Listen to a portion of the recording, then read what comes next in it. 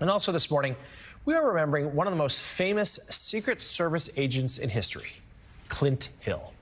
NBC News correspondent Kate Snow explains. November 22nd, 1963, a day forever etched in our collective memories, but especially for Secret Service agent Clint Hill. Hill was trailing the limousine in the presidential motorcade on that November day in Dallas, Texas, as the agent assigned to First Lady Jacqueline Kennedy. When shots were fired, Hill famously jumped onto the back of the limo in a desperate attempt to protect President and Mrs. It must have been a shocking scene to behold. One of the last living witnesses, even decades later, he could recount every detail of that fateful day, revisiting the motorcade route with Savannah on the 50th anniversary of the assassination. As we got down here a little bit farther, there was a loud explosive noise that came over my right shoulder.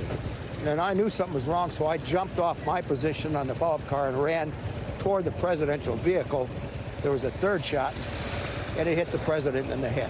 You knew in that moment this is a fatal. It was my assumption that it was a fatal shot. That moment would haunt him for the rest of his life. 50 years, and I still have that image in my mind. And you'll carry this place with you, I guess, the rest of your life. Yes, I do. It's one thing that I'll never rid myself of, but I have come to terms with it, and that's the best I can do. In his later years, Hill wrote about his incredible life, looking back at his past and reflecting on how he would be remembered, speaking with Jacob Soboroff in 2023. Well, people keep thanking me for what I did, but I appreciate that very much. But I didn't complete my task, which was to save the president's life. And that's what's bothered me all these years. My job was to keep the president alive and safe, and I was not able to do that. Your legacy. What do you want it to be? Well, I just, I tried. I tried to do the best job I could.